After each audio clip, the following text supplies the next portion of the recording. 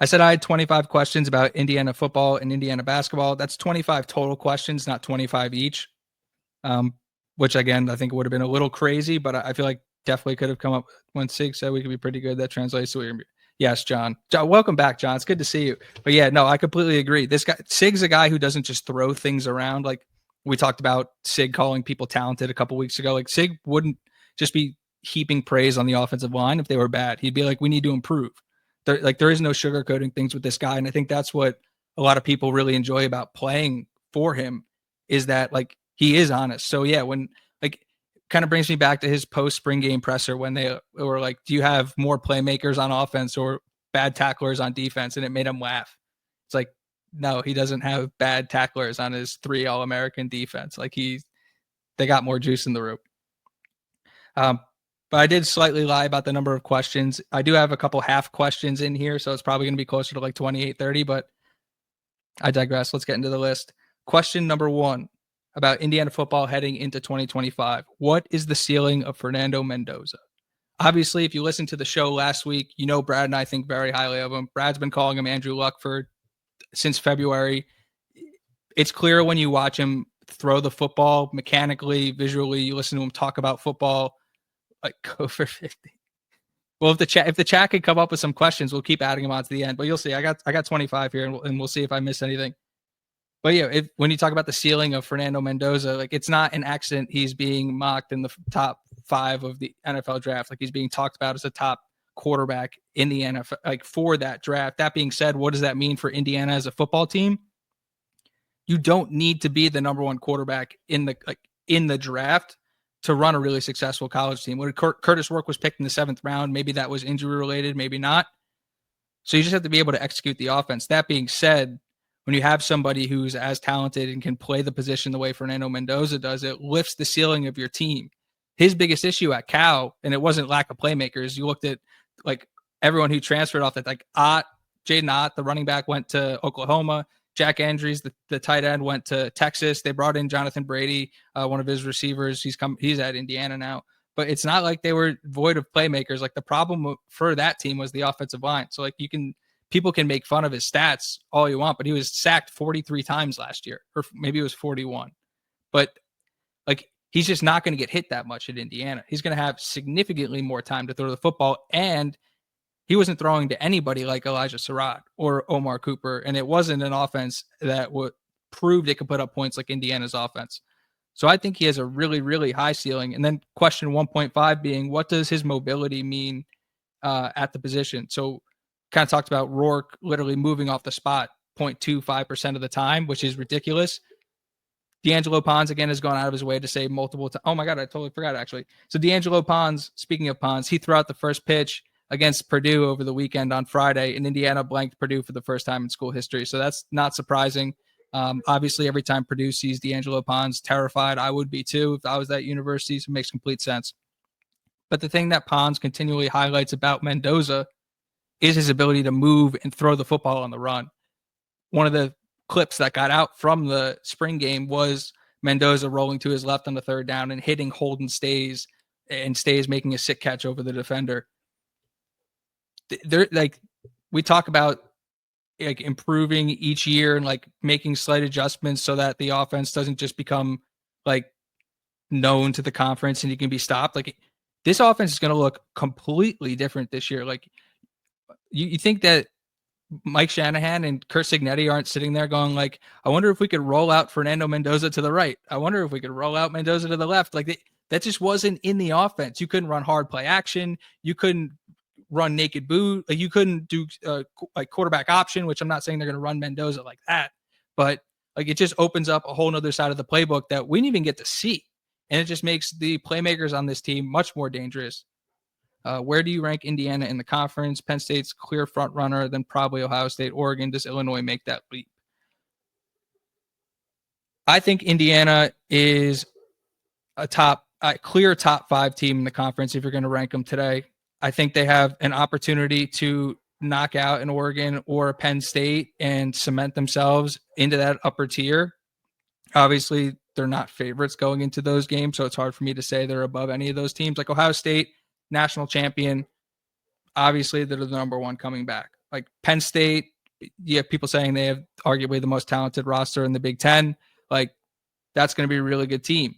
The really exciting part for Indiana is they get an opportunity to play two of those teams that you mentioned in there, Penn State and Oregon, and Illinois, obviously, as well. I'll do the quick Illinois thing. Here's the Illinois thing.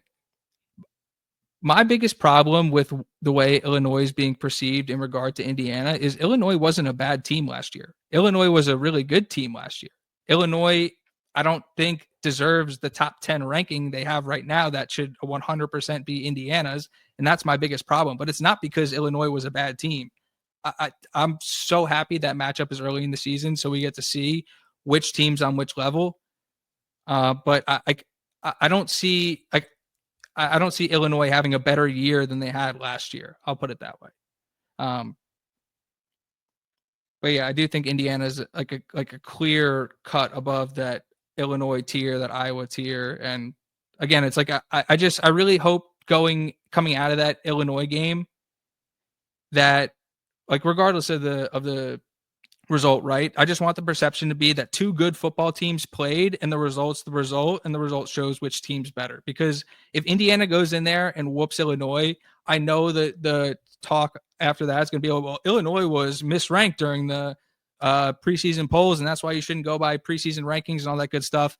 And if Illinois beats Indiana, then it's going to be like, well, Illinois isn't a good team and Indiana was all hype. And, so it's going to be completely negative either way. So it's like, I hate that that's the perception of these games going in and coming out. Like, it can't just be two good teams are playing, but I think that's really what it is. I think two good football teams are playing and Indiana gets them at home. But like, I think on a neutral field, Indiana's better. And I think if Illinois is at home, Indiana's better. So that's kind of my thoughts on that. Second question. What's going to be the impact of going from Kadick to Coogan? Again, I love Mike Kadick, huge fan. He has personally talked about how difficult it was for him playing in Ohio State, specifically that he wasn't able to hear. You go to a guy just specifically in that realm of Pat Coogan, who was starting games at Notre Dame, not afraid of the crowd noise, been there, done that. Another senior. Kadick was a guy who had some snapping experience, but really, I think, played left guard is the year before he transitioned to center. Coogan's coming off the year playing center.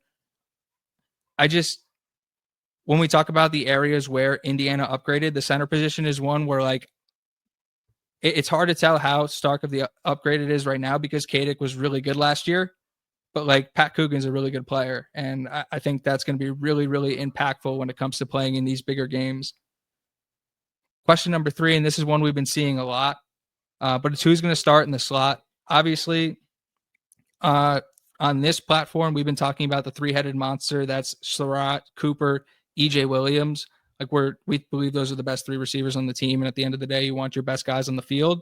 That being said, they did go get Jonathan Brady, the Cal transfer. They do have Miles Kendrick, and LeBron Bond, who are both on campus during the spring, playing that slot role with nobody else available to play it. Mekhi Jackson obviously hurt his hamstring.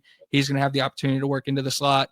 So obviously, they don't really have that prototypical speed slot guy like a Miles Price who played there last year, but they have a ton of versatility and a ton of guys. And I didn't even mention Davion Chandler, who's on campus now, who's going to have an opportunity to work into the slot as well. And then question 3.5 being, will a non-receiver get significant snaps in the slot this year? And I think the answer is yes. I think there's an opportunity. You see Holden stays in the slot a little bit. I think you're going to see Lee Beebe in the slot too, utilizing his pass catching ability. I don't know if that, like, you're obviously not going to have, like, that's not going to be their dominant package, but I wouldn't be surprised to see multiple positions get work in the slot as opposed to just receivers.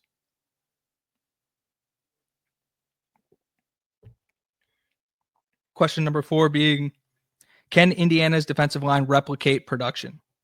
Obviously, huge fan of the names they brought in and the names they have coming back. But you look at the guys they lost: CJ West, round 4 draft pick in the NFL. James Carpenter's got an opportunity to make a roster in Jacksonville. 2 really good players, highly productive players, didn't come off the field much, obviously, although they do rotate a lot of those positions. So you look at Jose Wheeler, you look at Tyreek Tucker, Mario Landino. Obviously, Kamara is back, and they brought in Kellen Wyatt and Stephen Daly as well to play the ends. We talk about Ndukwe a lot on this podcast. We really like him. Kyler Garcia has been flashing. He's got hopes and dreams of being a freshman All-American. He's chasing that. There's just a lot of talent in that room. The scheme is just Brian Haynes' scheme is so perfect and so nice for the front seven, but the defensive line especially, you just have to wreak havoc. So it's got to be awesome playing in that front. So I would assume or would imagine that, like, for somebody like Jose Wheeler, one of the reasons why I liked him so much is because if you look at his Alabama tape, he's literally playing like defensive end as a 300-pounder and then two gapping and making plays on the inside of the line and just being an absolute problem. Like that dude now, instead of having to cover 3, 4, or 5 gaps, it just gets told to attack is like, yeah, I think a lot of these guys have higher ceilings than maybe people think. And in the right hands, those hands being Brian Haynes and the guys in the defensive room, like I think we can replicate production. I don't know if it'll be the same as, well, actually, if you look at Kamara and you look at the way Wheeler can play, like they actually even might have more NFL talent on this line, quote unquote, than they did coming out of last year, which is exciting.